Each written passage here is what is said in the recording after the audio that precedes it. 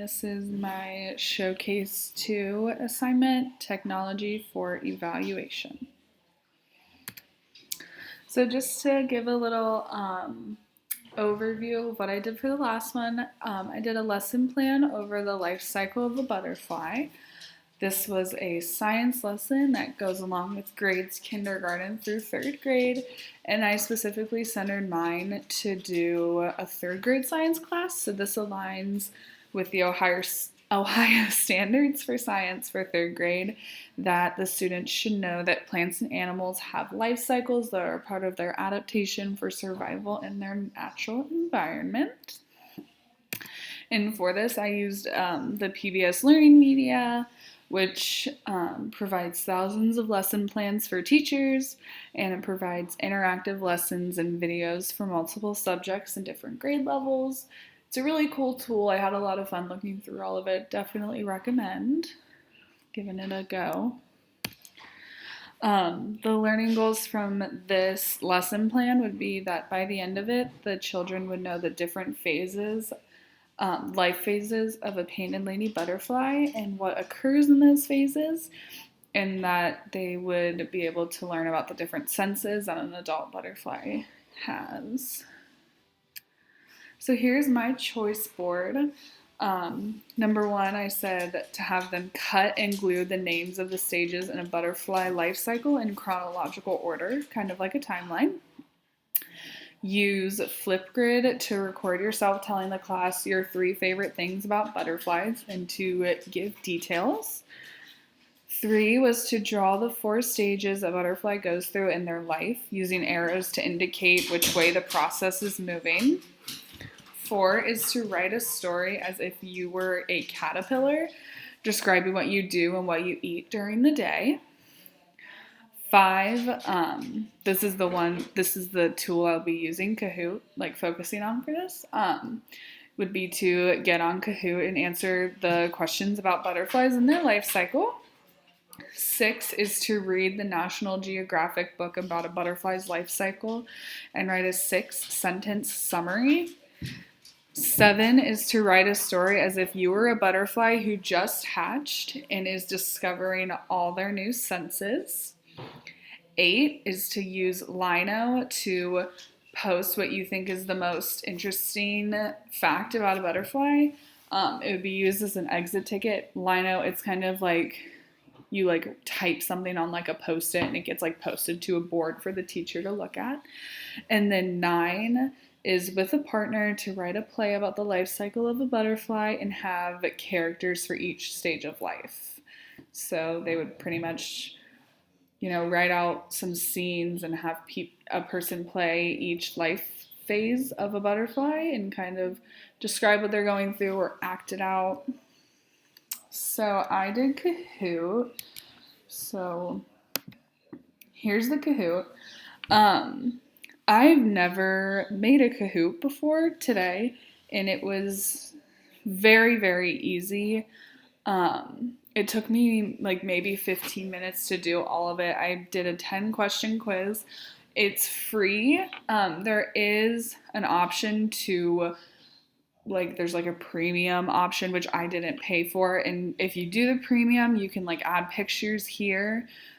And also do different types of questions. The types of questions that are free are just like the normal questions like this, or you can do true and false too. So I will we can like run through this.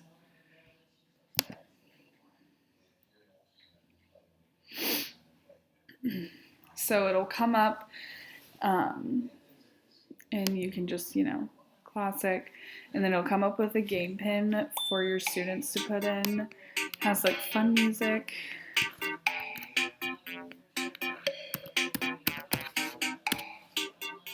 And then they type in their name, and then you hit start.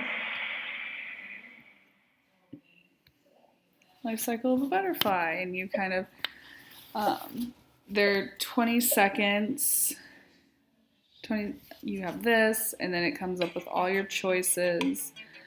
What is a painted lady? And you can like make them fun. You can type in your own answers, and then over here is where they click the answer. It tells them right away if they got it right or wrong, and it'll tell you how many people got the answers, and the people will be able to know. And if you get it right, you get points.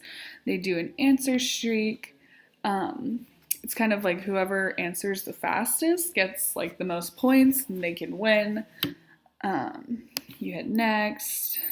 It shows you, oh, okay, and then you just hit next. And these are all the questions I did, so I'm not going to go through all of them. But we can just, it was really fun, and like you were able to get really creative with it. I think it's a really good way to assess your students. So going back to this, so the UDL guidelines, so it meets 2 of the guidelines for it. Checkpoint 9.2, which is to facilitate personal coping skills and strategies. This is met in Kahoot because the students are competing, and they will need to learn to control their frustration if they get a question wrong, or if their classmates in first place and they're in second and they really want to win. They kind of have to learn how to like contain their frustration and not say anything mean or try, be crazy. And the other one that it goes with is checkpoint 9.3, which is to develop self-assessment and reflection. Kahoot provides the students with immediate feedback that will help them further their understanding of the topic. And they will, also, again, learn how to monitor their emotions and reactivity carefully. So the ISTE standard that it met was the empowered learner. So that is when students use technology to seek feedback that informs and improves their practice and to demonstrate their learning in a variety of ways. So with Kahoot, the students are told within 20 seconds if they got the question right or wrong. And then another part of the empowered learner is that students articulate and set personal goals, develop strategies leveraging technology to achieve them, and reflect on the learning process itself to improve learning outcomes. And with Flipgrid, they can set a goal to be able to remember details about their favorite things about butterflies, and then they have to make a minute-long video telling the class those things, kind of like reciting them and explaining them well. And the other standard that they meet is the creative communicator. So that is when students publish or present content that customizes the message and medium for their intended audience. So Flipgrid meets this by having the students publish their video to the class, and Lino meets this by publishing what the student believes is the most interesting aspect of a butterfly, and that being their exit ticket. The teacher will kind of be able to read all the answers and give them feedback on that. So question 1, does this tool allow you to collect data to monitor learning? So Kahoot does. It does allow me to collect data to monitor the students' learning. The teacher is able to see who got what answers right and wrong, and also to be able to tell who knows the information best because they're scored on how quickly they select the correct answer. So basically, if you select the answer super quick, you'll get more points than someone who maybe took a few seconds longer than you. So that's a good way to be able to distinguish if a student really knows what is going on. And then question 2, does this tool give students easier and faster access to feedback on their performance or understanding? So yes, all 3 of these tools give students easier and faster access to feedback on their performance and understanding. Like I've said a couple times, Kahoot does this by telling the students within 20 seconds or less if they got the question right or wrong.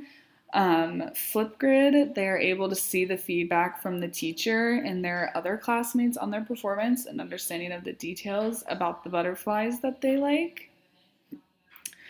And then Lino does this by being granted their exit slip if the teacher believes that they wrote a satisfactory, interesting fact. And that is all I have. Thank you.